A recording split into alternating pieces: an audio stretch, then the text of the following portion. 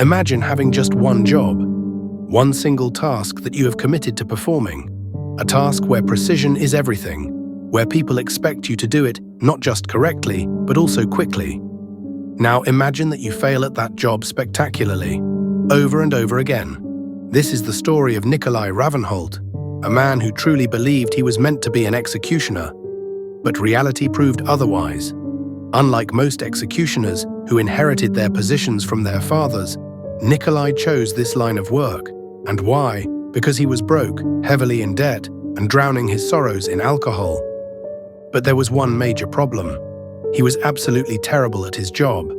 He failed at the single most important part of being an executioner, the ability to cleanly sever a head with one swing of the axe. His executions were so gruesome, so horrifyingly messy, that people in the crowd couldn't even bear to watch. What was supposed to be swift justice often turned into a horrific bloodbath, leaving both the condemned and the spectators in absolute shock. Nikolaj became so infamous that even King Christian VIII himself had to step in and order his dismissal. And it all happened after one of the worst executions in Danish history.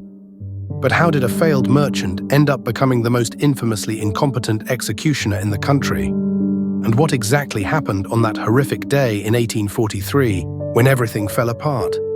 Let's dive into the blood-soaked story of Nikolaj Ravnholt, the man who couldn't chop off a head properly.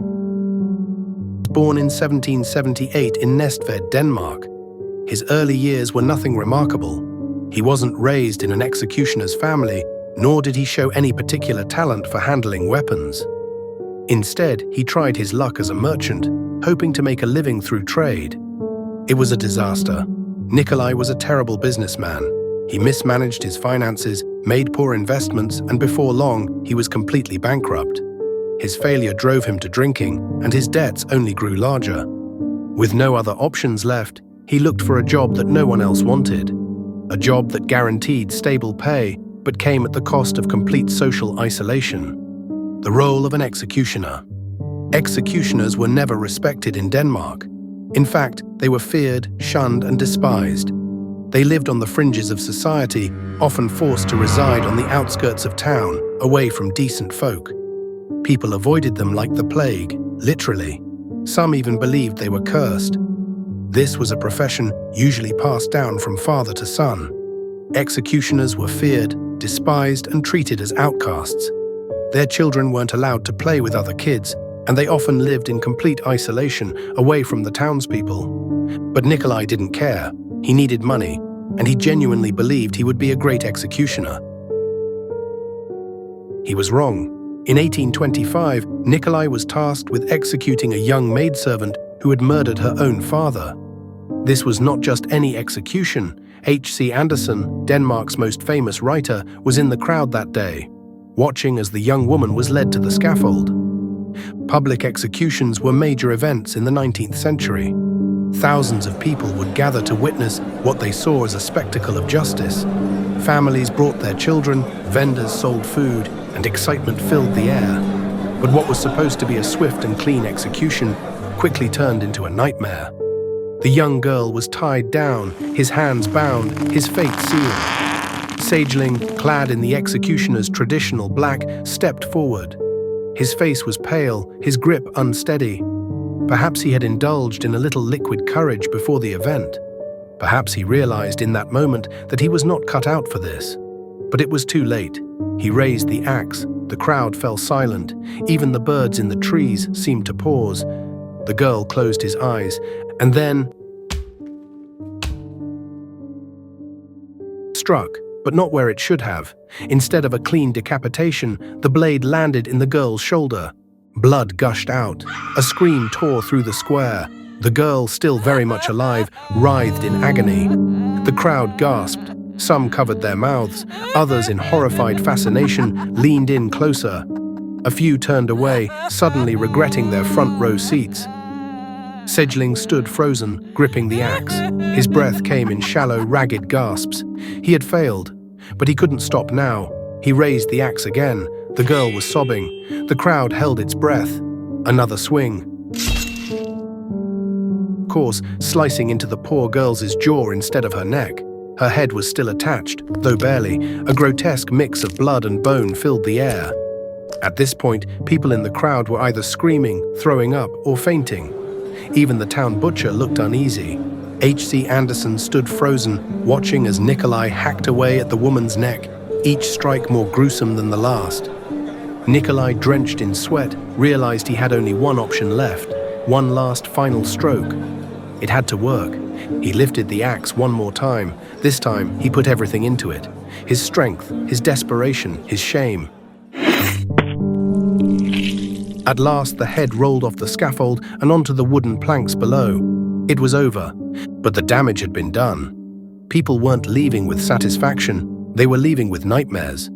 The judge overseeing the execution is said to have shaken his head and muttered something along the lines of, "For God's sake, Nikolaj, you had one job."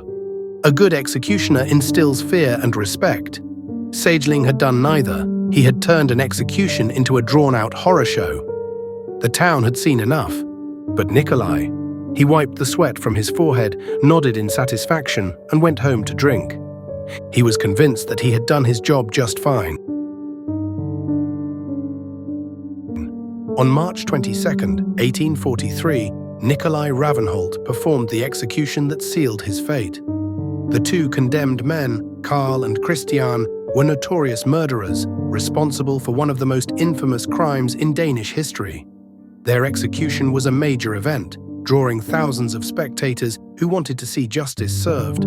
Nikolaj stood on the scaffold, axe in hand, ready to perform his duty. Christian was up first. Nikolaj lifted the axe. The crowd fell silent. He swung, and the axe didn't go all the way through. Christian let out a blood-curdling scream, his half-severed head dangling from a chunk of flesh. Nikolaj panicked. He started hacking at the man's neck like a butcher struggling with a tough piece of meat. The crowd erupted in horror. Some people covered their eyes, others shouted insults, and a few even vomited right there in the street. By the time Christian was finally dead, people were already losing their patience. Then came Karl's turn. Karl had just witnessed his friend being brutally hacked to death, and he was crying hysterically, begging for it to be over quickly. Nikolaj lifted the axe, but he hit a metal brace, causing the blade to bounce off and strike Karl in the shoulder instead. Karl screamed in agony, blood spurting everywhere. The crowd exploded into chaos, with people booing, cursing, and pushing forward in outrage. Desperate to end it, Nikolaj swung again. This time, he hit Karl in the back of the neck, but the axe still didn't go through. The third swing finally did the job. Karl was dead, but the damage was done. The newspapers tore Nikolaj apart, calling the execution a slaughterhouse massacre. Even King Christian VIII wrote about it in his diary, stating, "Executioner Nikolaj has performed his duty in such a manner that this must never happen again." The king personally ordered Nikolaj to be fired. Nikolaj lost his job and was banished from the Executioners Guild. With no income and no future, he faded into obscurity, spending his final years in poverty in Copenhagen. He died a few years later, forgotten by the world. But his legacy lived on. His horrific executions sparked a debate about whether Denmark should switch to the guillotine, like in France. Because if one man could convince an entire country that there must be a better way to kill people, it was Nikolaj Ravnholt. And that is the story of Denmark's worst executioner. So what can we learn from the story of Nikolaj Ravnholt? Maybe that not everyone is cut out for their job. Maybe that incompetence has always been around, even before the invention of email typos and workplace mistakes. Or maybe, just maybe, we should never let a man with shaky hands and a hangover handle an axe. Whatever the lesson, one thing is for sure. If you've ever had a bad day at work, just remember, you're still better than Nikolaj Ravnholt. If you liked this video, make sure to like, subscribe, and share with your friends. Thanks for watching, and we'll see you in the next one.